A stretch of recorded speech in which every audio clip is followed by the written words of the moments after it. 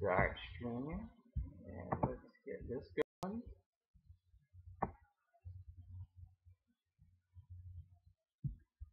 Cool.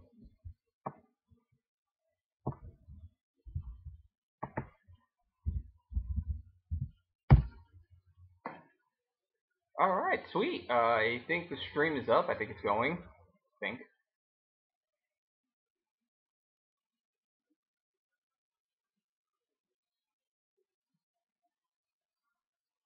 Okay.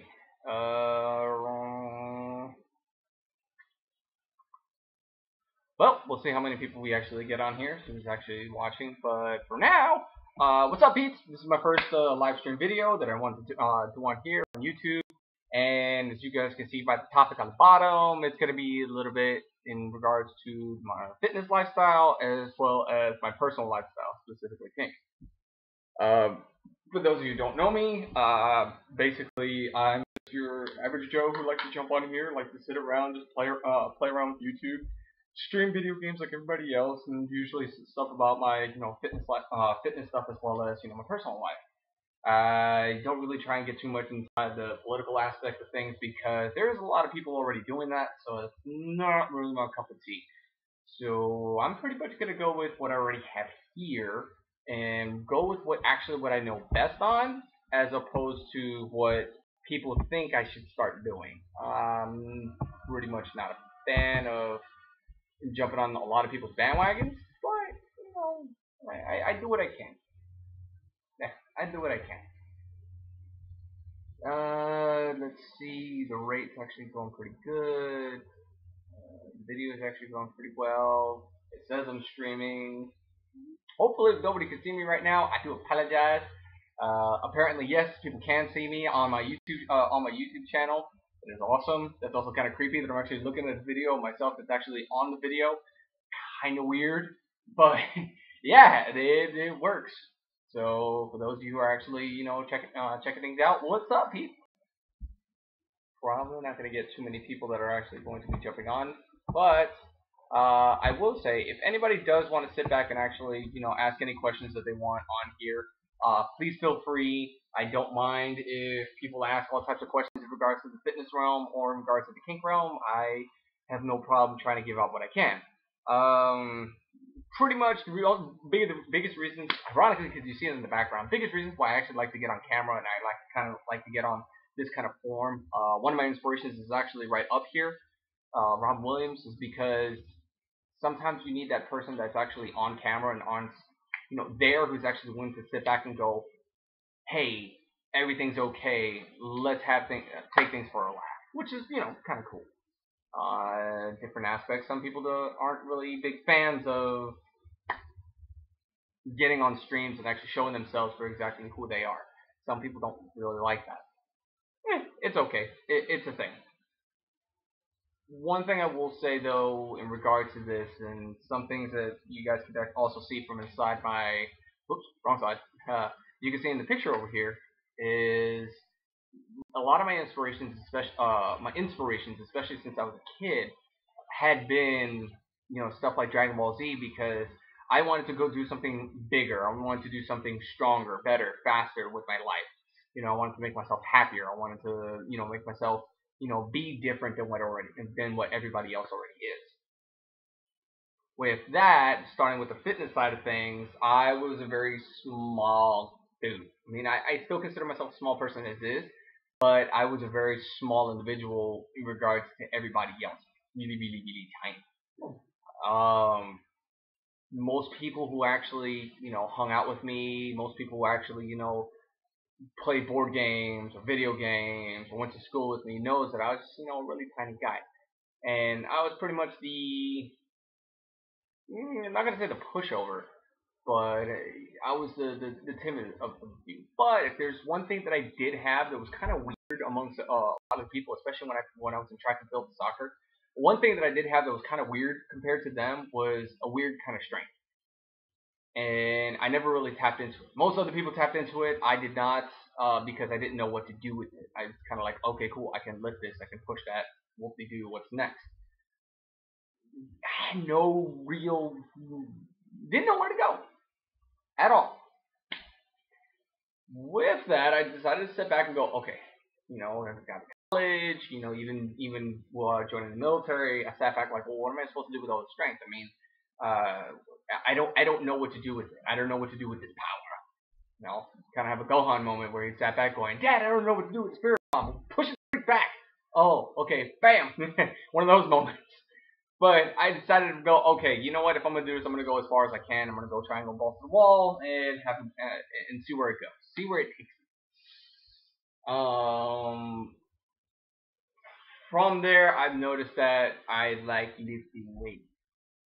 I already like eating. I already like sleeping. I really like, causing trouble and whatnot. And then I realized, wow, I actually do like the combination of the two where I can turn around and make things go up. I like to pick things up and put them down. That's basically it. Now, most people kind of sit back and go, oh, okay, that's real interesting. Got your life ahead of you on that one. But what I've noticed is I can actually do it for a purpose. And that's actually taken me years to really figure out exactly what kind of purpose am I actually doing this for. So I decided to turn around and try to make it meaningful as best as possible. Not very easy. Until I realized that sometimes that strength can actually put to a different use. And again, that goes kind of back into the Dragon Ball Z side of things, where this guy over here, he basically uses strength not just for himself but for others as well. And I've noticed that that's actually more important than what people already do with their strength. Some people just use their strength just for kicks and grins.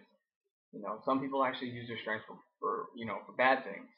Me, I wanted to use strength for a good reason. I wanted to actually use it for what it should be intended to anyway. So that's where I decided to turn around going, okay, well, if I'm gonna get stronger, I'm gonna get just stronger for a reason. I'm not just gonna get stronger just for kicks and grins. And there goes starting my journey. So lifting weights, doing all this other stuff, and I noticed that I have all this power and I have all this strength. I don't know how to focus it though. I don't know how to put it to its use that I want it to. I mean, yay, I can be there for others, cool, I can help people change a tire and not get tired. That's fine and dandy and everything, but what do I do with it? What do I do with all this strength and all this, conditioning that actually, it needs a purpose. And then, some years from now, I decided to wander on into a specific place. I'm not going to reveal the name of the place. And decided to turn around and look at the kink lifestyle. I sat back. I said, okay, this is kind of cool. This is interesting. Now, what do I do with it? How do I make it a part of me? And then I sat back. I was like, wait a minute. I looked at a lot of people within that community, and a lot of them, they loved every aspect of that portion when it comes to when it comes to kink. But one thing that people really, really did not at all look at, and I'm not, excuse me, not everybody was like this. There was a good portion of people who don't, and a good portion of people who do. But for the people who don't, a lot of people didn't take into account the health aspect of taking care of themselves in the kink lifestyle. And that actually made me stop and go, wait a minute, now I have purpose behind my strength. I can show people how to take care of themselves in order to do what it is they want to within this lifestyle. Most people especially when they step in front of a cross, step in front of a bench, a web, an archway, or even a ring. Most people sit back going, yeah, I've learned all these techniques. How do I use them now? But they don't actually have the physical capability to do it. You'll have people who are really out of shape, who are getting tired 2 minutes into a scene, and it's kind of like, man, you hear them sitting back going, I wish I can, play for longer, or I wish my endurance was better, I wish this, I wish that, and then you'll have people who want to be in the scene, but will sit back and go, well, I don't feel comfortable in my corset, or I don't feel comfortable wearing my vest because I don't like the way my body looks. Or for some people, like myself, some people want to walk around naked. Yes, I am a big proponent of walking around naked. It's something fun for me. I don't know why, but I like walking around naked. It is what it is. And there are other people who want to do that, but they kind of get a little self-conscious about it. And I feel bad about that. I'm like, You should, one, feel comfortable in your own skin, but two, if you don't feel comfortable and you want to improve on it, then do it. It doesn't matter if you're 18, 19, or 45, 46, or even in your 70s. You can still do something about your health, whether it be small or large. You can do something about it, so that way you can do something within that lifestyle. For instance, for some of the people that turn around and jump in, or even look at the lifestyle and go, man, that looks interesting, I'd like to do something like that, but insert image issue. Okay. Well, the first thing you would have to do is go, okay, you know what? Who do you view yourself? And why do you view yourself? You are your own person. You are your own entity. You are the god to your temple. Okay, and it very, very sounds narcissistic to say that, but you really are the god to your temple. This right here is you, not me, but you are your own temple. And what does that mean? Well, do you worship that God in your temple? What do I mean by worshiping that? Do you take care of it? Do you clean it? Do you praise it? And by praising it, do you actually sit back and give yourself those affirmations going, you know what? You are worth it. You know what? You do look good in that corset. Or you do look good in that vest. Do you tell yourself that? Those are the types of praising that I'm talking about. Using those affirmations to help the God within actually come out and go, you know what? Hey, I got this. This is the way I feel about myself. This is who I am. Most people don't have that. Most people don't have the courage to be able to do that. And it's fine. It's not bad. It takes time, and it takes that first step to go, you know what? I am me, and I am proud of me. And that's good. If you don't really have that, well, let's work on that. Together, if anything. So to kind of give an example about myself, when I got to the kink scene, I kind of looked at it going, what is going on? And I looked at all these other people like, okay, they are scaring the living daylights out of me, big time. And the people that scared me is not just because of what they were doing, but even what they looked like. Like, you had some strong freaking people, both men, women, and whatever kind of combination you want in between, that are performing arts and performing at levels that made me step back going, oh, you're like half my size, but you're lifting like triple what I can. How do you do that? And that, especially the people who are into rope, like Shibari, Kimbaku, stuff like that with rope. I've seen people do that, and stuff like that. Like, whoa, it is awesome. I want to learn how to do that. Or you had people, like with rough body play, you had people my size roughhousing with way bigger people and not getting smoked like that is awesome. Your conditioning is great. I want to jump into that. And then I started looking at the other side of things. Because if it made me excited, it's going to make other people excited as well. But then you'll have the people who aren't so much, hey, I want to jump into it, but you actually have the people who are more like, I get tired too easy. Or I don't have the strength. Or I don't have the endurance. Or I don't have the confidence. And it made me kind of stop and go, you know what? How many people do we have out there to actually help these people out? You know what? We don't really have. Alright? That's what I'm going to do. That's where I'm going to jump in, and I'm actually going to start helping people. So, that's the purpose of this video. I wanted to basically show people the how do you join fitness and kink. So, you got a little bit of my background, you got a little bit of my start. For the one person watching, thank you. Yeah, I know you haven't commented, but thank you for watching so far.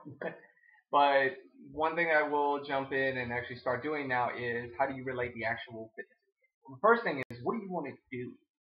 You have a lot of people who want to play with rope. You have a lot of people who want to do some rough body. You have some people that want to do some really, really in-depth things, whether it be fear, blood, high impact. You want people to do. There are people who want to do so many different things, but they don't know where to specifically begin in regards to that. They don't even know how to take care of themselves in order to go do that. Well, that's where the fitness aspect comes in. So for the people that want to start doing more endurance stuff, whether it's playing longer or playing harder, you want to start taking a look at yourself going, okay, how am I taking care of myself right now? The very first thing I usually ask people, especially on the fitness side of things, is, do you sleep? Most people that will actually sit back and go, well, I try to sleep, kind of, sort of, maybe. All right. If you don't sleep, you don't actually take care of yourself, then in regards to rest, how are you supposed to be re-energized for the next? You don't really have that energy then if you're just smoking yourself out the entire time. I mean, your body needs to recharge. Most people are willing to recharge their cell phone faster than they're willing to recharge themselves. Well, if you want to be that person who can play for an hour instead of 15 minutes, you need to rest. Rest is very important. I know it sounds like a strange concept, but this is just the way it is.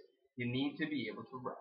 You don't, you're not going to have the energy for the next time or the next day in order to perform like the people who do.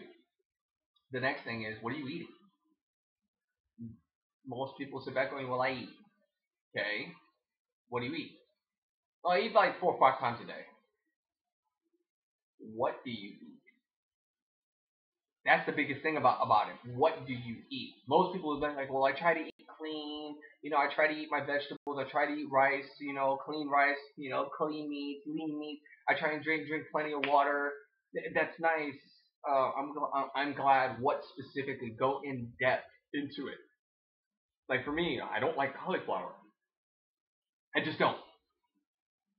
But there are other people who love cauliflower. It says it does a great benefit for them. If it does, awesome. I'm glad it does a great benefit for you. For me, it does not. Now, how does that correlate, eating-wise into the kink world? Well, let's take it like this. If you know you're anemic and you want to be able to do some of the things that they do, whether it's high-impact play or even the stingier stuff, like when it comes to whip play, something more stingy, something that can actually cause, deeper impact on yourself. How is the blood supposed to help you? How is the blood supposed to stay strong enough to be able to take care of you? Especially if you don't have the iron that can actually help sustain the amount of recovery that you need. Same thing with the amount of calcium that you have in your system. I mean, most people say, well, I drink my glass of milk, every day. Okay, that's nice, but what are you doing to compare that calcium with to actually get into your system to travel through? Are you actually drinking enough water?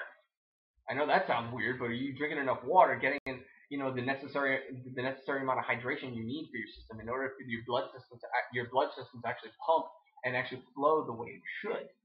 Most people don't do that. It just, yeah, most people do not do that. Even the simplest thing of drinking water. So we'll look at the nutritional side of things, and we'll sit back and go, okay, what do you eat? How do you eat? Why do you want to eat? Most people don't even ask themselves why. One of my favorite motivators, C.T. Fletcher, he says something in a video that really made sense to me. He goes, "You're eating for a purpose. You're not eating for taste."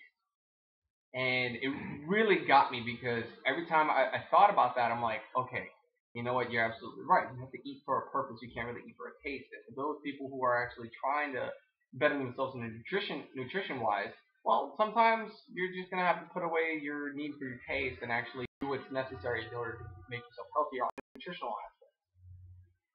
You want to shed the pounds. Well, you're also gonna have to shed the salt, shed the sazon. It's just the way it goes. You want if you have high blood pressure, but you want to play in this type of field. You want to do all this stuff that requires more intensity. Well,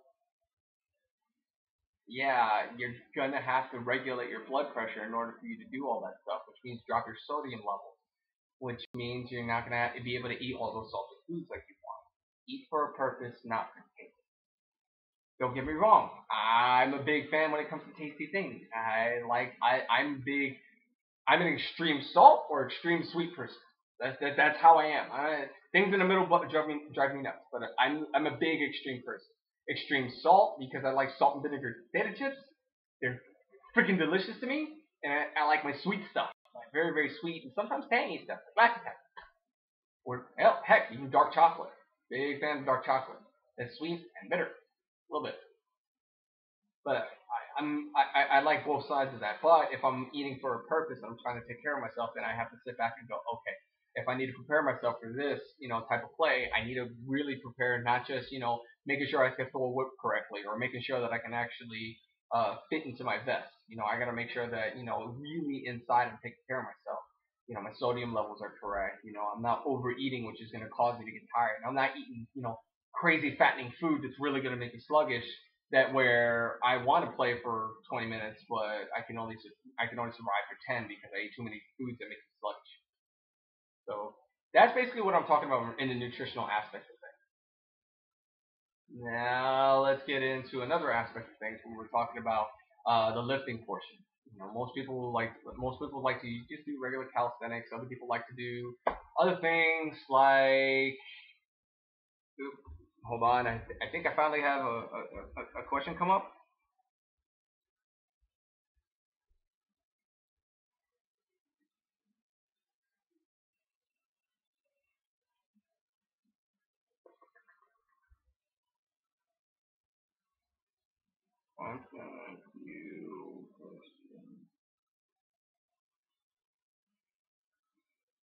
Okay, sorry.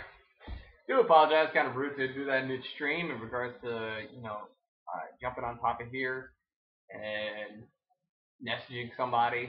For those of you for the one person actually watching me, I have no idea who the one person is watching. Is that your phone, by the way? That's not. Sorry, I'm talking to Michelle at the same time. That's not yours. So I have two people watching. Oh my goodness, two people watching. Appreciate. For those people, for those people who are actually jumping on, welcome back. Welcome to the stream. Let me see if I can actually see who's all watching. Nope, they won't tell me. Oh well. So for those people who are actually watching, please do me a favor. Drop a question if you got one in regards to the actual kink aspect or even the fitness aspect. I'm more than happy to sit back and say, hey, what's up, and try to answer your questions as possible. Jumping back into the topic again. If you are a person, who is physically not capable or even not there yet to perform certain aspects of play, whether it's to be able to throw a whip or to be able to actually roughhouse with somebody on a physical aspect, and you want to improve that, the first thing you have to do is, what is it about your body that's stopping you from being able to perform all those things? This I've actually talked to a lot of riggers about, my rope artists, because a lot of them, for some reason, will have to, in order to hoist somebody up, because they don't have a regular, electric one handy, they'll have to pull somebody up. You'll see somebody that's actually having to wrap the rope around their arms, bringing their full body, and then pulling in a very weird way. It's gonna hurt themselves, and it kind of makes me sit back, going, "Ugh, don't do that. You're gonna throw your back out, and then you're gonna hurt your bottom, and then there's plenty of bad things that are gonna happen." Be very careful. I mean, to each their own on people who play, but there is also a safe way to do this. So for the people who are actually looking for a safer way to do things, on your end at least, you can first start off, and the light's kind of freaking out. Yeah, sorry, I'm having a random tangent here. The light's kind of freaking out. I don't know. Is this just... There we go. Sorry, these are technical issues. For people who are trying to do things on the physical aspect, especially, let's say, my rope artist. Let's say you're having a hard time trying to just hoist somebody up, or let's say you're trying to maneuver people, but you don't have the physical capabilities to it. The first thing I'm going to say is try and test where already your strength is now. So go do some back exercises. Go do some pulling exercises. Even do some sustaining exercises, like holding an object or holding somebody, still. Do different types of exercises or workouts that actually will simulate what you would actually do in play. Some people that will do rope work, especially when it comes to the pulling aspect of actually trying to hoist somebody up, you can tell that they have some form of a back, or just for their pulling muscles, but there's not much of it. You can tell a lot of it's going to revolve around their momentum of actually throwing their body into it. If you know you're the type of person that does a lot of suspensions and you're the rigger, I would highly recommend you do more back training. Not so much, just strength wise, because yes, it's cool that you can, like, let's say for a lat pull down, you can pull down 135 pounds once, but can you consistently do that? Can you do it at different speeds? Can you do it at different intensities? Now, how does that correlate to the kink aspect? Let's think about it like this. You wrap that rope around you, you're about to pull them up. Can you dramatically, like, slowly pull them up for a scene? Can you hold it midway? Are you doing a partial suspension where you want to just pull it slightly and hold the position so that way you can actually make them more uncomfortable, especially for people who are really like tortury kind of people? Are you actually holding that rope long enough and at a good angle that'll actually help with that? Oh, I actually have somebody who actually how much have you looked into the science of the limits of tolerance the body can take? I know I've already addressed. Have already addressed diet, which there are a few informations of sodium and its effect on BP. By the way, yes, a lot of it, especially when it comes to the limits and tolerance the body can take. That's to put a brief hold on exactly what I was explaining. Actually, you know what? I'm going to finish my thought, and I'm actually going to answer that in just a second. So, in regards to what you're doing specifically, like pulling a person, or actually, maintaining a person in position, especially for my rope guys, conditioning the muscles so that way you can repeatedly do that over and over again, and withstand the pressure behind it, so that way you don't hurt yourself, can actually be safer for you because now you can control the weight of the individual as they're playing. Also for the bottom as well, because now they're safer and they know that you can actually control the weight rather than just throw the weight around. Now to actually answer the question that's actually on here. Okay, so I do apologize for not trying to cut you off, and I wanted to jump back into this now. So, in regards to the limits of the tolerance the body can take, so this is the actual conditioning that I was talking about. Most people, when it comes to trying to figure out the conditioning you can take, the first thing I want people to look at is actually your endurance and your cardiovascular system and how much that can withstand. So you're going to look at a lot of running, a lot of swimming, a lot of high intensity, high endurance work that'll actually cause you to build up at least for your heart and your lungs to make sure you can actually get the blood and the air to where it's needed. I start there first when it comes to trying to help people out, because some people, when it comes to how much they can actually tolerate, some people actually have the physical capability to tolerate such pains, but they don't have the stamina to do it. On the flip side of it, some people actually have the stamina to be able to take things, but they don't have the physical prowess to do it. Now, in order to start off with the first that I said, the people who don't have the stamina but have the physical, really want to look at your cardiovascular and look at how much your heart can actually pump out, and how much your lungs can actually take in order for you to last longer into the scene. Same thing in regards to the limits of tolerance, such as if you have the stamina but you can't physically take it. One thing that I would suggest is actually building on top of the muscle itself. When you build on top of the muscle itself, such as building bigger muscle or even building denser muscle, especially with building denser muscle, you can actually make it tougher and make it easier for you to actually withstand certain blows. A person with barely any muscular density, when they get hit, they can feel it a lot deeper, especially down to the inside, than a person who has a thicker muscle density. The thicker muscle density will allow you to take more blows and will allow you to have a bigger tolerance on it. Some people don't have that, some people do. For the people who don't, you can train into that. For the people who do, that's something that you definitely want to share with other people on how you take care of yourself in regards to getting that endurance. But both should come hand in hand. You have to have the stamina, and you have to have that muscle conditioning in order to be able to go past your limits already. For me, my stamina and my physical endurance are almost balanced. My stamina is just a little bit lower than my physical my physical tolerance, only because I've shifted the way I've trained. I've shifted the way I actually lift. I do a lot more powerlifting, and I slow down on my cardio. So now there's where my shift comes in. Once my body is actually specifically where I want it to in regards to strength and even size, I will be going back into my cardio, boosting that back up, so that way they're both on an even playing field. Reason being why I do stuff like that is because even when I do rough body play, I want to make sure that no matter who I'm playing with, I can actually physically hold my own in regards to playing with that individual. You know, and also on the safety aspect of things. You know, if I'm playing and I'm playing for about an hour because my stamina will allow me to get to there, and the other person say passes out during a scene, I need to be able to physically take care of them. Whether it's I need to be able to hold them in position while somebody takes the rope off of them, or I need to be able to carry them off of a cross to say a couch or a nice comfy corner, so that way we can perform aftercare. I need to be able to physically take care of that individual because they are my responsibility.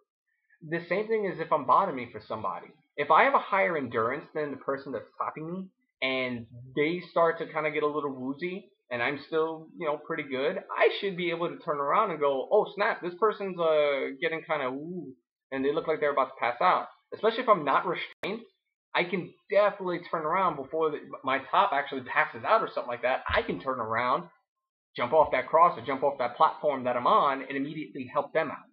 So this way they don't get hurt. And that's going to go back and forth between the top and bottom on the physicality of things. Having that strength helps, having that endurance helps, having that stamina helps. Making them all even, that takes time.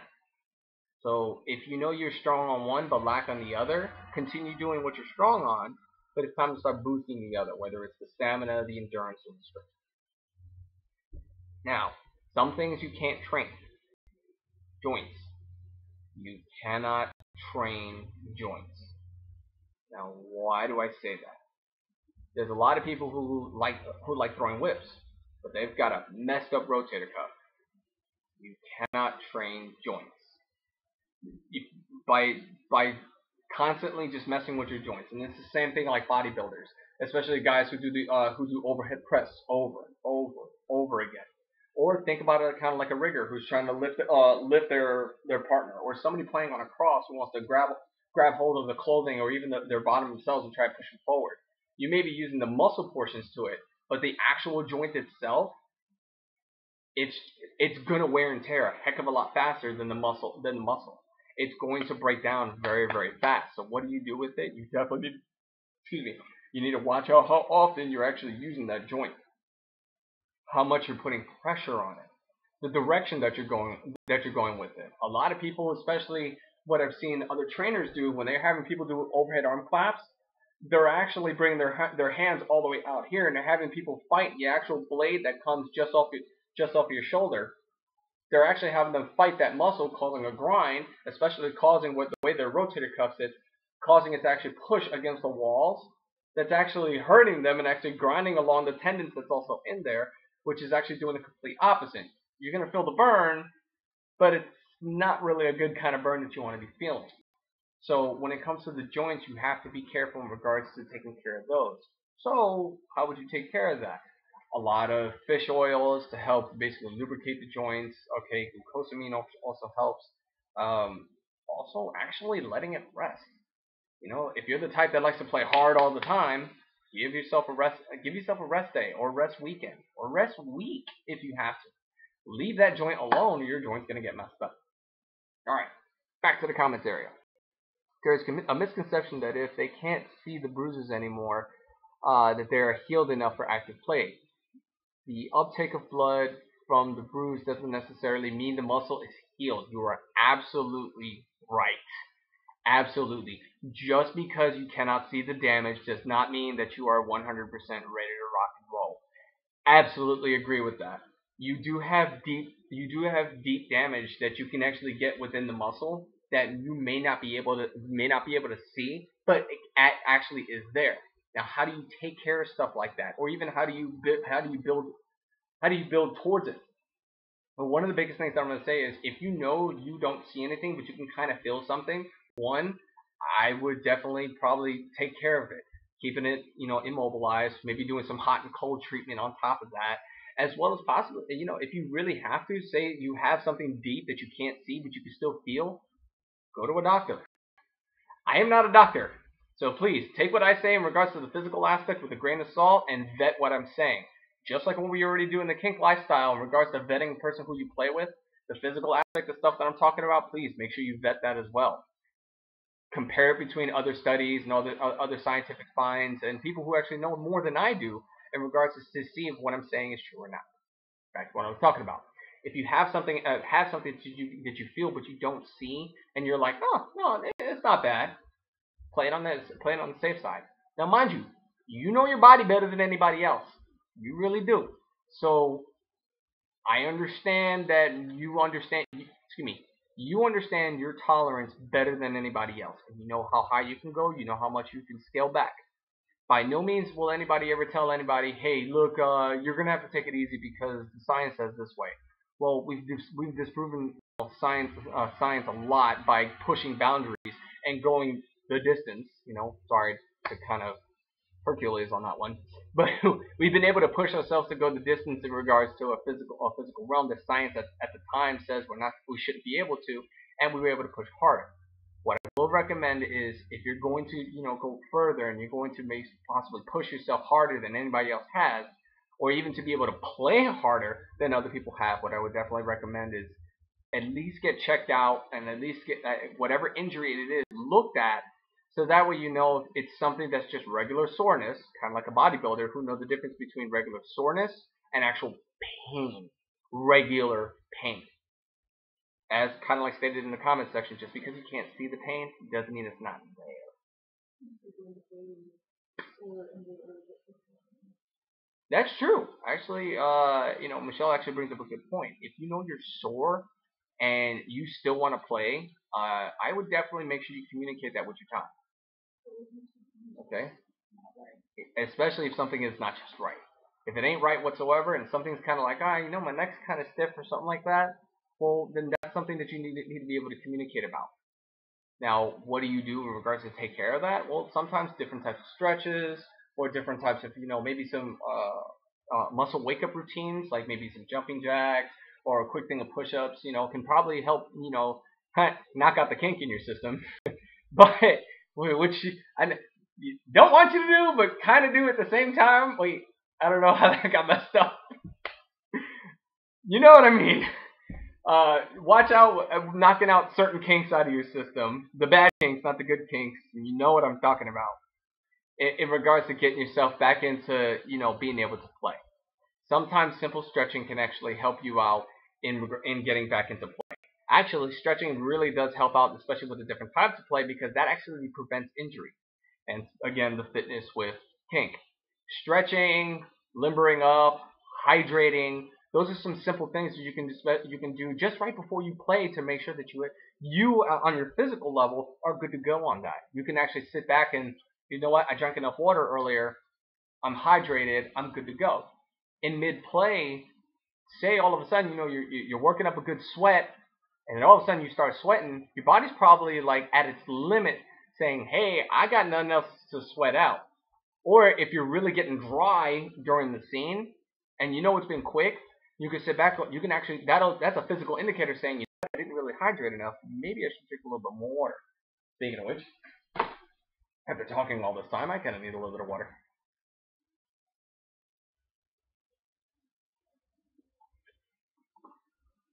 I carry around a gallon everywhere. Why? I don't know. I'm just kidding. I usually try and do about a gallon a day. That's how I know that I'm hydrated. I'm not saying for everybody to do that. Okay? I do that because I have a very, very active lifestyle. Not many people do. So if it only takes a half a gallon, if it only takes a couple bottles, to keep you hydrated for throughout the day, because you lead a certain type of life that makes you that's all you need, that's fine. You know your body better than everybody else. But for me, I do know the stuff that I do. I know it makes you sweat more often. I know I get drier quicker. So I make sure I have water. To use myself as an example too, I like to make sure that there's water on hand, especially during a scene. Because I know in my workouts, I'll sweat and I'll get to a point that I'm dry. It's like, okay, I am definitely probably getting dehydrated. I need to make sure I drink some more water. So throughout the course of my workouts, I'll drink. Same thing with my play. I'll make sure throughout the course of my play, if I have it right there next to me, I'll drink. Woo! How can you tell when the muscle is actually healed? I'm guessing it is when it no longer hurts or has a bruise. Okay, so to first address that question real quick, for the actual muscle itself, it's not just a matter of it's no longer, you no longer feel the hurt or no longer feel the bruise, because you can actually end up developing a tolerance towards it, where you don't even think about it anymore. It is what it is. You want to make sure you have full functioning, capable function of that muscle. For instance, let's say the bicep itself. You want to make sure that you can go full extension of the bicep, you can go full contraction and full extension of it. You can actually grab it and touch it and go, okay, I know the tendons and the muscle fibers within there feels what you normally feel on a day-to-day basis. You know that not everything's tightening up past to the point that every time I get to about here, oh, wait, hold on, that actually feels a little different. You can actually feel a normal stretch that allows you to fully move and function.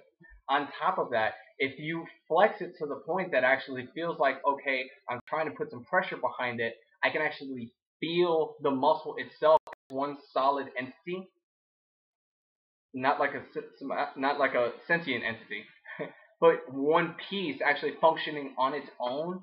Then you know that, okay, I do have complete function over it. If there is a stoppage or malfunction in regards to the actual function of that muscle, then obviously there's something that's, kind of either needs more healing, needs more time, or probably needs to be addressed by a medical professional, which I usually kind of lean towards the latter because, again, I'm not a doctor, so I'm going to let the pros actually help me out on that. Okay. Absolutely. Everybody does know their own physical capabilities, and they know their body better than anybody else. So, next thing. What about the risk hyperhidrosis versus wait. Reading actually helps for my glasses. Hyperhidrosis or hyalfidrosis. Oh, okay. Overhydrating and underhydrating. Okay, so I'm so glad you brought that up. There's actually a few people who actually completely forget that, yay, cool, you drink a lot of water, but then they forget you also need salt in your system that actually holds, or sodium in your system that actually holds all that water. Absolutely understand that. So, in regards to the actual hydration sort of it, if you're going to drink a massive amount of water, you have to make sure you have at least a third or a quarter amount of the water that can actually withhold that within your system. So what do I mean by that? So for me, I drink about a gallon of water, which means in my day, I need to have anywhere between 2 to 3 cups worth of something electrolyte based or something that has a salt base. A lot of the times it will usually be a Gatorade or even a tea. I'll even sit back and drink tea, something that has others that can actually hold hydration and hold sodium better. And every now and then I'll even do coffee in the morning, just to give myself that wake up. But I know it's, aside from the caffeine, I know there's also a bit of salt within there that actually holds within the system. The safest way to do it is eating. I'm not saying eat packets of salt, but making sure that you eat something that actually will be able to hold water. Typically, when I was in track and field, if we needed to make sure that we had a healthy balance between how much we're hydrating, because a lot of us would just drink a lot of water and tend to forget to do like Gatorade or eat something, we would actually bring like rice crackers or even beef jerky with us, so that way we had something that still had salt to it that could actually hold on to the water that we're actually ingesting. So this way, we're not depleting all the salt within our system that can really start shutting down the body. So that'd be one thing you definitely want to be careful of. So now let's bring that into the kink aspect. If you know you're going to play that day, make sure that you're actually drinking the appropriate amount of water, that it's appropriate amount of you, but also make sure you're also eating. Now, what to eat? If you know you're going to play, eat foods that are going to complement the type of play you're going to do. Okay, you're going to do something that may or may not involve blood. Well, I would definitely make sure your iron's a little higher. I'd be careful especially if you're a nicotine person. I'd be careful how much nicotine you're doing. I would definitely stay away from alcohol. If you're a person who likes indulging in alcohol, I would definitely stay away from that because it thins the blood. And if you're gonna do something that involves blood, you really don't want to just start bleeding out uncontrollably while mid play because death kind of screws up a whole scene for most. But yes, you don't want to end up bleeding out all over the place where all of a sudden you can't recover from that, or it causes long-term severe injury to you. You want to play safe. You don't want to hurt in ways that you can't recover from, where that way you can't play again. Now, for those people who don't drink a lot of water, okay, let's say you don't drink any water. You're eating a lot. You're making sure you're getting all the some of the carbohydrates that you need within your system in regards to that, but you don't drink enough water at all. Well, what you're going to end up doing is you're not actually going to give yourself the proper amount of flexibility and the usage of your muscles in order for you to play. You're going to end up basically stiffening, for the most part. Yes, this isn't the fun kind of stiffening. This is the actually a terrible part of stiffening where you can actually tear muscle. It would kind of suck if all of a sudden, in mid whip throw, you come through, and then all of a sudden you just feel part of your bicep tear. That's really bad. Being a person that's had, along his body, a few things actually tear on him, especially due to, not hydrating correctly, because guess what? I used to be a knucklehead in high school and college too. It was a very, very extreme pain and stopped me from being able to do a lot of the sports or a lot of the activities I do. How does that relate to kink? Well, let's put it like this. If I'm not hydrating properly, and all of a sudden I have a stiff pectoral, and then I try to do some rough body with somebody, and I tear my pec, well, I'm not going to be able to play for a while. That's going to stop my play. It's going to stop my fun. It can also stop my day-to-day life as well. You want to be able to make sure that when you play, if you do receive some sort of injury or some sort of damage to the body, you want to make sure you can properly and adequately recover from that. Because guess what? We all have lives we got to still live. We have to still lead. So make sure you take care of yourself on that aspect. So in regards to actual proper hydration, try not to drink too much water. Know how much your body actually can take, and also make sure you're eating on top of that. So that way you have something that can actually absorb into the system. Can take or need water? Yeah, and that goes all the way back into knowing what your body needs. Yeah, that's basically on that one.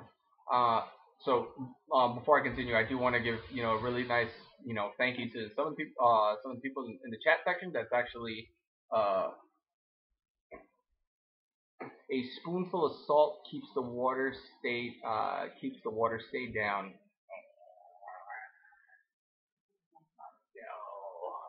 No, literally doing a spoonful of salt. No, I would highly recommend not doing that. But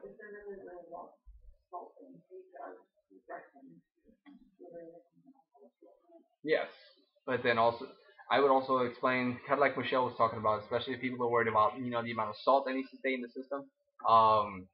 If you're worried about that, know exactly what electrolytes do for your system. Definitely research behind that and research how you get proper electrolytes into the system. A lot of people will stay hydrated by, hey, I drink plenty of Gatorade all day, or Powerade, or vitamin water. Thank you for saying that. Yes, it does have the electrolytes in it, but it also has a lot of sugar inside of it too, so you can actually be hurting yourself more than you're actually helping yourself. So, okay, that's interesting. Michelle's spazzing over there. But you definitely want to be careful on how much you're drinking in regards to that. If you're gonna drink, the way I see it, if you're gonna drink 1 cup of Gatorade, drink 2 cups of water. So that way you can kind of balance yourself out. Or water down your Gatorade. Don't drink too much of it. Yeah, half and half. That definitely helps. May not taste as good, but at least you're not under or over hydrating. So please be careful in regards to that. Man, I'm not gonna lie. That actually kind of going into the live chat and actually going off of some of the topics and the questions y'all kind of give. I really appreciate all that because it lets me kind of go like 1,000 miles an hour. And I'm sorry if I'm going too fast for anybody. I am so sorry about that. All right. High school, the swim team, I used to take a swallow of honey before each match, but that was for a quick burst of energy. The glucosamine from it and the sugars from it. Kink is endurance, not speed, so this won't help. You're well. I would actually say maybe not prior to a scene, but let's say somebody who's got sugar problems, or maybe you have somebody that's having a crash after a scene, like especially when they have low blood sugar. I would definitely probably use that for during aftercare. Aftercare. If somebody's definitely having a crash moment and they need some sort of sugar fast, I would probably look into maybe the honey idea. I mean, mostly I would actually prefer a banana. You know, at least to get also the potassium and the sodium at the same time. And then the simple sugars that come with that. But if you have honey, it actually wouldn't be bad for aftercare. So prior to a scene, probably not. Depending on the person. But in regards to maybe for aftercare, not bad. That's actually not a bad idea. So Nancy, that's actually a pretty good idea. Some people, especially if they're having a sluggish day and they don't want to drink coffee, or they don't want to drink an energy drink, because I know there are a few people who do. That could be an alternate that you can actually do. It'll give you that quick burst to kind of give you that, okay, cool, you know what, I'm good. And it's not something heavy in the system. It's just honey.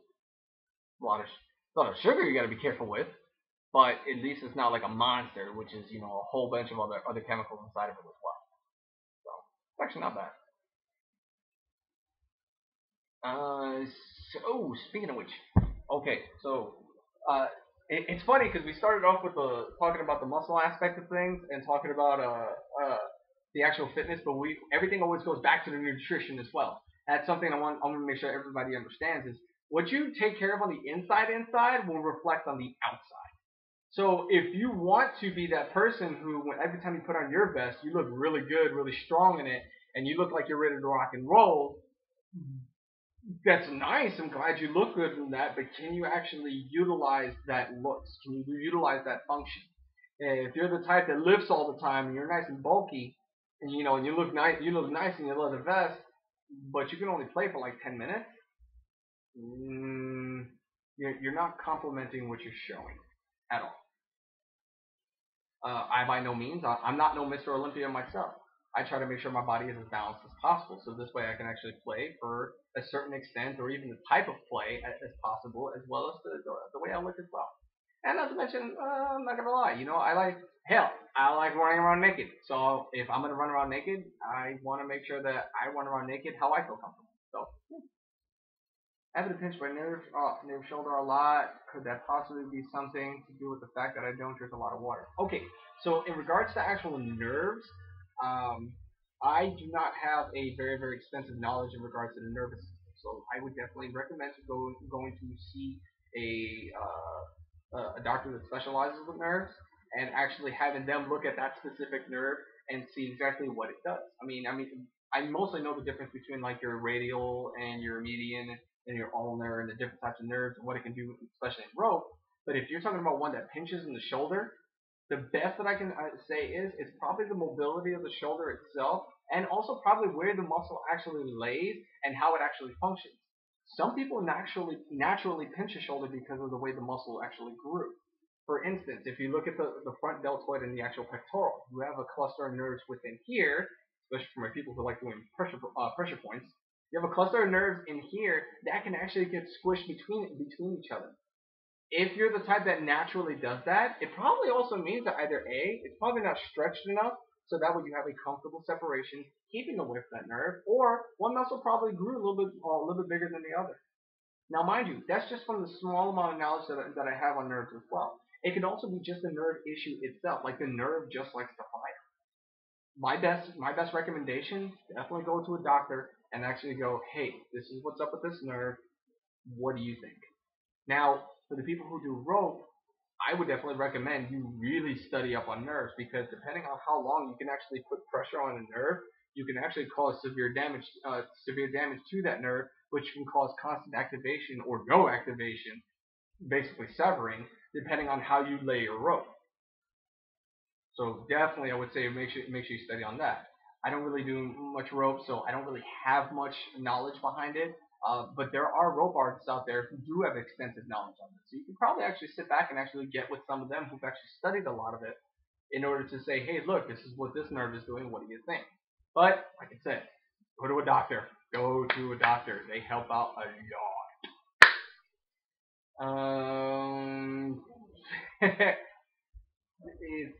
In regards to actually going to a doctor and actually going to see a professional, I'll also sit back going, talk to the people who actually play and figure out exactly what is it about their kind of play that actually causes different types of injuries or causes different types of bruising, tearing, scarring, and how to take care of it from there. Because yes, you may know yourself like, okay, you go to the gym, you may run all the time, swim all the time, so you know how to take care of yourself on that aspect. Well, as we all know, Kink can actually have physical lasting impressions on the body as well. So how do we take care of that? Well, so aside from me saying go to a doctor, actually study how other people, take care of their body as well, such as impact play. Somebody who does direct blunt force trauma to the body, okay, say with a flogger or a truncheon, or even if they're using their hands, and they're just hitting away at one perfect part of the muscle, you're doing some deep damage to that muscle. Ask some of the other people, hey, how do you take care of this? How do you actually recover from this? Excuse me. I don't know what the O is for, but actually sit back and ask them, hey, look, how long does it typically take to recover from this? You can actually start a baseline of recovery by what other people have done. This is basically it's almost Kink 101 in short. You can actually sit back and look to the other people going, hey, look, typically what is the average that a person recovers from light play? Okay. No, that's good. I'm glad you're actually going to go see a doctor. And that makes me happy because now I know you're going to get a professional opinion rather than, just someone like myself. I wish I can give you more information, and I mean, I can crack open certain books, but there are some things that I just don't study up on. With that being said, I know we're talking about fitness and kink. Something that I would recommend is if you know somebody who thinks they know everything there is in regards to the human body and kink, that thinks they're the Don Cheeto of that, especially fitness in kink. It's the same thing like a 20-year-old walking into a dungeon or walking into a playing area. I think they could just dom anybody in there. They are absolutely wrong. Sorry. There are things about the human body that we're still learning about. There are limits that we think as an individual we think we know. And it turns out that either A, that limit is actually far out of reach amongst our capabilities, or B, we can actually pass those limits, we just haven't learned how. One, I've already said it a couple times throughout this live stream, you know what your body is capable of. You know what your body is strong enough to do. So that way you know where your limits are, and you probably know how to get past them. If you don't, there's always ways to learn. Or you probably know where your limits are, where you stay at. There are some physical things that people cannot do, such as people with slip discs in their back.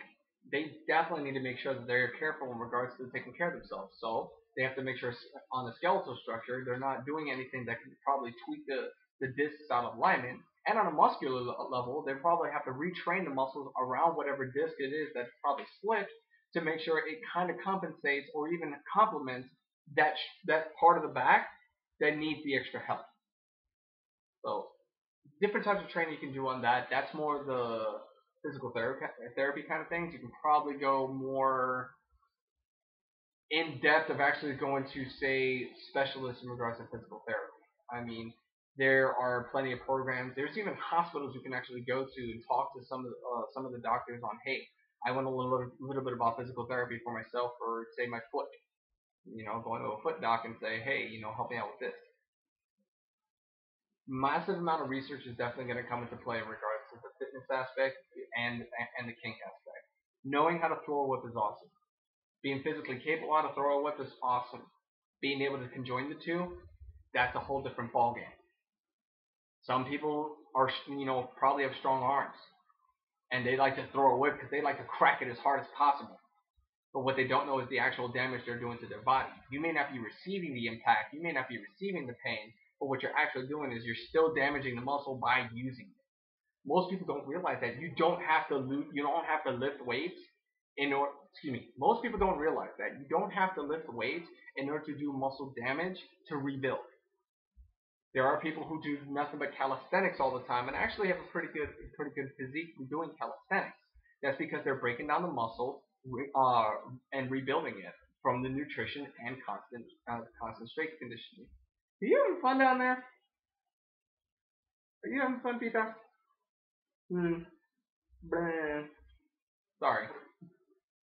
This little one down there. Come on, yes, fine. Just say hi. You want to say hi? Say hi. Look. Look. Say hi. Yes, that's you. Yes, that's you. You don't want to be on camera? No? Are you going to help me? I guess not. So yes, massive amount of research is definitely going to come into play in regards to, trying to build this. If you want to do better play, well, you're gonna have to figure out the fitness aspect behind it. How exactly are you going to fit this type of play into your life so that way you can actually do it and save it? Yes, doggo. Even though she's being a spaz. But yes, yeah. Kiss, kiss. Oh, thank you, thank you, thank you. Spazzo over here. Yeah. All right, let's see if I have any other questions coming from here. Yep.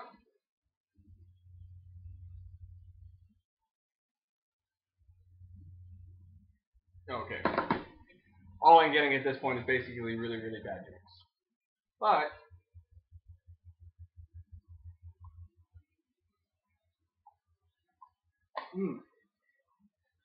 somebody else actually just mentioned on one of my other questionnaires, diabetics. Okay, so pre-existing conditions, whether you have diabetes, say you have heart condition or something like that, the first thing I would definitely recommend is before you even go and start trying to do fitness or trying to start doing kink, learn as much as you can about that pre-existing condition, what it does, how it affects you, not just how it affects everybody, but how does it affect you? Because like diabetes, there's type 1 and type 2. Some people have different types. Cancer, there are different types of cancer out there. So learn what it is, the pre-existing condition that you have, how it affects you, and what you can do to help yourself out or basically fight it. A lot of it is going to come from a nutritional aspect and even a rest aspect.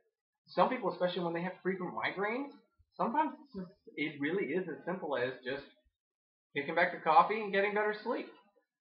It really is that simple. Other times it's not. Sometimes it can actually be a nervous problem that you have even in your brain, or a synapse problem that's actually causing you to get frequent headaches or frequent migraines, whatever. Excuse me, or what have you.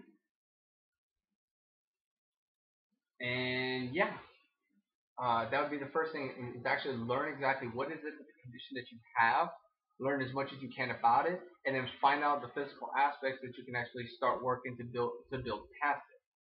Some people that I know that hit the gym that are diabetic, especially for strength conditioning and whatnot, they really have to take into account exactly how hard they hit.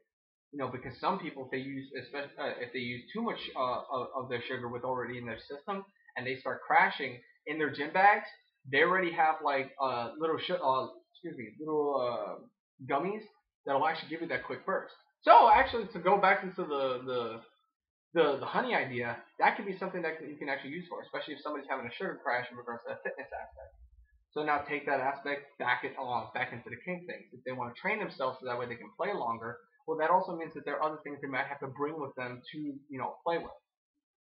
They might have to have that Snicker bar right there inside their bag just in case. Say that all of a sudden midway through a scene, oh man, I'm crashing really hard, I need something ASAP, although they have something right there in their toy bag that's specifically meant for a just in case an emergency situation. And some places, depending on where you go, some places will already have like medical aid kits. Some places actually have insulin shots in case anybody actually needs them. So I would definitely talk to the area that you're also playing and see what their safety precautions are, what they have on hand. So that way you can actually, if you have those pre-existing conditions, they have something to help you out. Well, you know it's already there. But I would definitely recommend to help yourself out, play it on err on the side of caution, and actually learn about how to take care of yourself first before having to have an area trying to take care of you. Yes, my beautiful one. What is the matter? Why are you spazzing? If you're gonna come help me, come help me. Come on. Come on. Come on.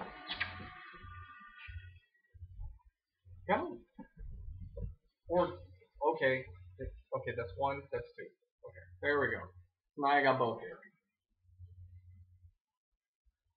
If you look into how much a roll compression the spine can affect pain and stamina in play. In regards to the spine, ooh, okay.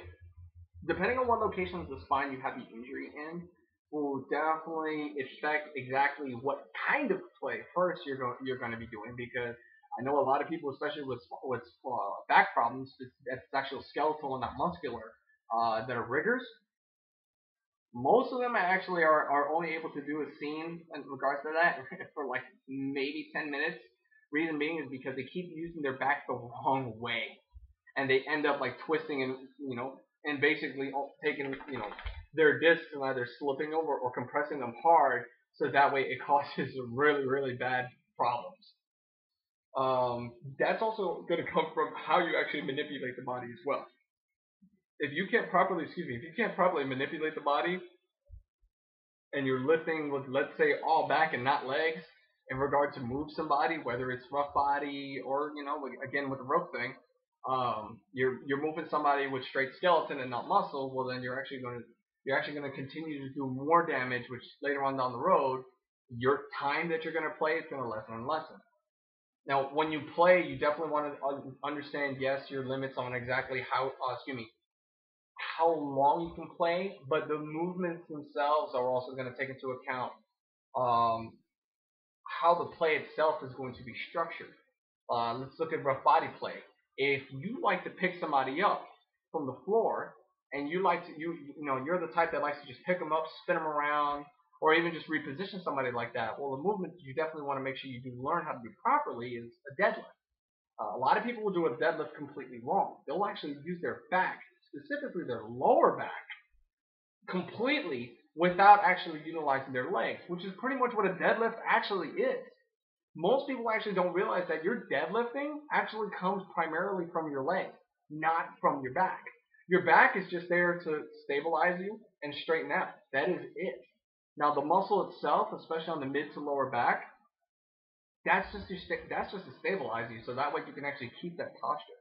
Where primarily a lot of that lifting is going to come from is going to be your hamstrings, your glutes, and your quads, your quadriceps.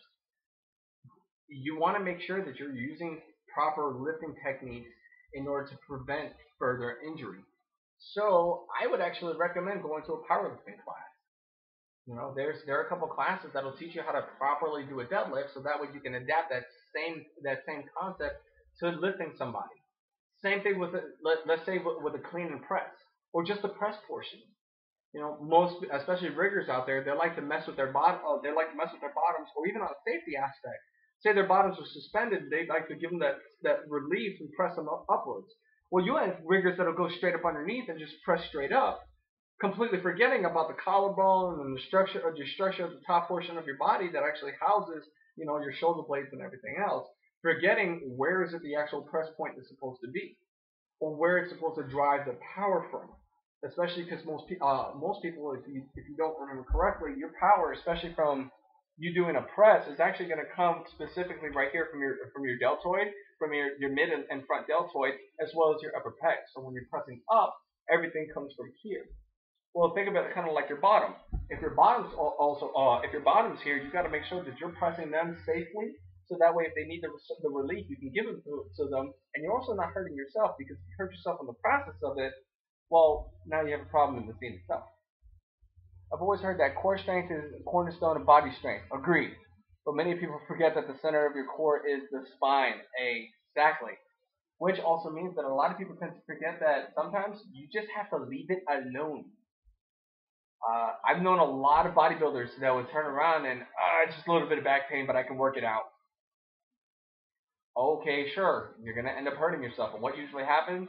They'll mess up their L or their S, and that's it. Their spine's out of alignment. They got to go to a chiropractor once a week or twice a week and get everything realigned over and over and over again.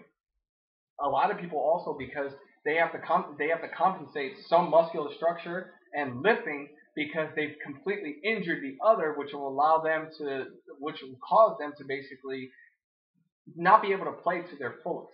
What I mean by that is a lot of people will work here for abdominals.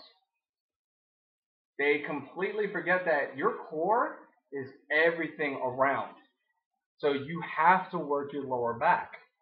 I mean, especially if you're gonna play rough body play, definitely rough body play. That's your entire body. You got to make sure what actually keeps everything in balance and everything exactly the way it needs to. Keeping your upper body up here and your lower body intact. Your core is definitely going to make sure properly built. You can do crunches all day, but if you have a lower back that's not built properly, from doing, let's say, Supermans or doing rack pulls for strengthening it, if you're not working out both sides of it to include your obliques, then you'll definitely have a misbalance, which will cause you to actually be more prone to injury as opposed to being able to complement what you can do. So if you're going to work out core, make sure you do the whole thing. At that too, since we're talking about the back, stretching is very important. Using a foam roller, so that way you can actually, really stretch yourself out. Now, a foam roller is not just, just sitting there, just back and forth again, just rolling on top of it. Sometimes it's just putting it on a certain spot and just letting your back relax, or even just laying flat and just letting your body just relax, and your body just naturally go into its form like it should. Also, knowing your weight limit. Yes, you can train to lift heavy and heavier, but you also need to know exactly how much your back is willing to take. If you know you're the type of person who can play pretty heavy, but then you finally need a challenge that's actually pretty heavy, as a person who tops or a person who bottoms can sit back going, ooh, that's a whole new level. I don't know if I'm ready to play with. The same is going to go into the physical aspect itself, whether you're training the body. Let's say for deadlifts. Myself, I know I can do 295 pounds of deadlift. I know I can do that. 315 pounds, I can also do. But if somebody turns around and tells me, hey, try 325, 330, I'm probably going to sit back going, okay, can my back handle that? Well, I'm going to go up and through my weights to see if I can handle it. If I get up all the way to just before it, and I know my back is fine, okay, I think I can do this. But as soon as I know for my spine, not just my muscle, but for my spine, saying, okay, me trying to do this part of the workout, for example, the deadlift, I'm throwing off my form, I'm not even going to attempt it.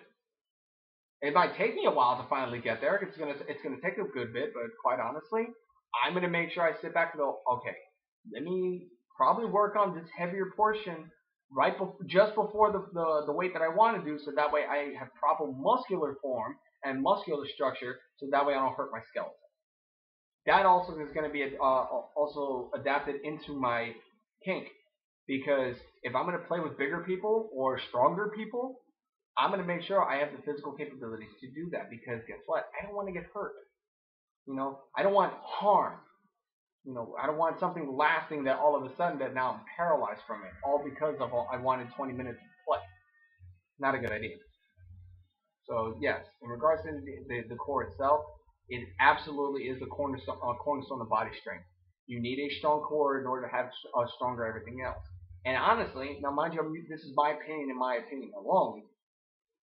I would have to say to do the top three in order. Your core is going to be the first, because it basically is the foundation behind everything. Then it's going to come your legs, because your legs actually give you the strength to actually hold things up and actually keep it steady and mobile. And then comes your upper body. Your upper body being the power behind it. That's just me though. Other people might have a different opinion on that. Most people would probably say core is probably the last thing they think of. You know, they don't really need much of a core because it's natural for them, or they don't really need much of a core because whatever reason it is, that's going to be on them. But for me, I would have to say your core first, then your legs, because your power is going to primarily drive from your legs anyway. Then will be your upper body. You know, your upper body being, you know, your manipulators, your day-to-day stuff. So that way you can actually play. Wow, that that was a really good topic to actually go into in regards to. So honestly, thank you again. Thank you so much for some of the questions that you guys are doing so far here on the live chat. I really appreciate that. No, never skip leg day ever, ever.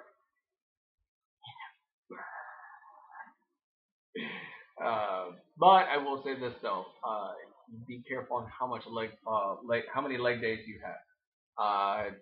Just to kind of give a little bit about myself, I did a little experiment on myself. I tried legs every day, you know, to include the other parts of my body. But I literally did legs every day, and I damn near wrecked myself. So it basically basically goes to show you got to be careful on how much you train. Same thing for how much you play. Some people can play over and over and over and over and over again. Well, the body is eventually going to really rude. The body's eventually going to tell you, hey, I need a break. Stop. I need to heal. I need to rest. Same thing like a trainer. If a trainer just continues to just hits the gym without resting, it's going to crash or it's going to get hurt. Kind of like what I did to myself. I tried legs every day. After a month, definitely got hurt. Same thing with your play aspect. You definitely have to make sure that if you're going to play, watch how much you play and how hard you play, because you might be able to do several smaller, easier scenes. Don't expect to be able to do that to your harder scenes as well. Some people may only be able to do 1 or 2 hard scenes as opposed to like 5 or 6 easier scenes. Some people, depending on their levels of endurance or strength, can probably do like 5 or 6 hard scenes, which means they can probably do like maybe 10 easier scenes. That's going to depend, and it's also going to depend on the type of play itself. But with that, you have to know exactly what your limits are. Can you go past the limits? Do you have to stay at your limits? That's going to be on you. Know your body. Know what the fitness behind your kink is capable of doing and how you get to there. Now, with a lot of this fitness, I know I'm talking about a lot of it's physical. Very, very physical. I'm a physical type person. You know, that's why I have. But one of the biggest things I really, really want to make sure that I actually mention is the psychological, the mental, you know, up here. If you can visualize it, you can do it. You know, there's a lot of mental aspects in regards to this. You know, again, you know, ironically, 2 of my heroes right here, Robin Williams and Goku. If there's one thing that they shared big time that it really drives me a lot, is the fact that it's all what you in here and in here that'll push you to your limit. How bad do you know? How bad do you want it? And how much do you know about it to get it? You know, some people could sit back and read all the kink books they want, but because they don't believe in themselves in here to actually perform it, they can't do it. So you can research all you want. You have all the know-how up here, but if you don't have the here, you don't have the heart to say, you know what, I can do it. I just gotta, you know, put that first foot forward. I can tell myself, I'm ready to go, let's do this. Then you're not gonna do it. It's that simple. I can't really go any further than that. The opposite is also true. Some people could be gun-ho ready to go. But if they have no idea what they're doing, they don't have anything up here, they have all heart, they have nothing in here, they're gonna hurt themselves. Or other people. It may be small, it may be severe. You have to have the mental fitness to know that, hey, I have no idea what I'm doing, so let me start from the beginning, break it down body style for myself, and actually go from there. If you don't, well, that's going to be up to you. I can't force you to learn. I can bring a horse to water, but I can't make it drink. You can drown it. But it's going to drink in a different manner where it might die. So please be careful in regards to that. If you know for a fact that you're kind of like you have the knowledge behind things, but you don't have the drive and the heart behind actually executing it, start small. Real small. A good example of this is people who practice throwing whips, and they usually practice on a tree, or they practice on a paper towel. Because it's one thing to crack a whip, it's a whole other thing to actually cut somebody open. And you can do it with a whip. You want to make sure that you are mentally fit enough to actually do that. A lot of people think that my fitness stuff comes from the physical. No, actually a lot of it comes from the mental. This is why earlier I kept saying something as talk to professionals, do the research, know yourself. A lot of that starts up here. A lot of people don't actually take the time to actually sit back and think about that and go, oh, wait a minute, hold on. I should learn more about myself or what it is that I'm getting myself into than actually doing it, or how to become better at it. My physical endurance never was that good. I had to actually sit down and learn and be taught on how to become raise my endurance in order to do the stuff that I wanted to do, and actually, just open a book or listen to a teacher or actually go to seminars, and then applying all that in order to raise my endurance.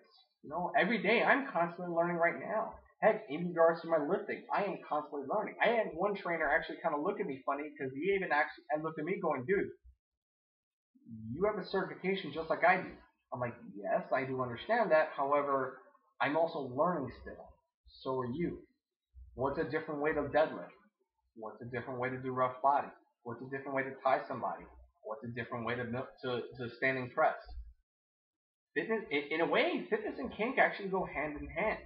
It's beating up your body or helping beat somebody else's body up and actually growing from it. Developing to something bigger and hopefully better. Actually, wow. Kind of deep in regards to that. Never really actually said that out loud until now. But yes, if you really think about it, kink and fitness are hand in hand. I mean, you have some people that do kink in order to stay fit. And if that's the case, then cool. Well, the same things apply. Make sure you get plenty of rest. Make sure you eat well. Drink, make sure you're hydrating, and make sure you're actually knowing what's up here and in here in order for you to perform. So the two go hand in hand. Basically, kind of like Goku over here.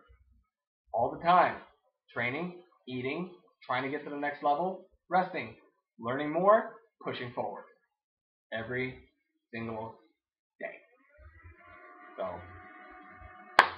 that's basically all of what I have in regards to like the fitness and kink side of things. I really appreciate the people again that actually sat back and did some of the questions. For the first live stream like this, wow. This is this is so cool that this is actually happening finally. Hopefully again, I'll be able to do this next week so we can actually sit down and actually talk a little bit more longer. And I'll actually have people jump in. Hopefully more people actually commenting and actually asking their own things. So if you want to stay up to date in regards to when I'll have my next event, like and subscribe my channel. Ask anybody that's on here. If you don't know, let's say which groups I'm part of, or if you want to know more about the fitness side of things in order to help with the kink, please private message me.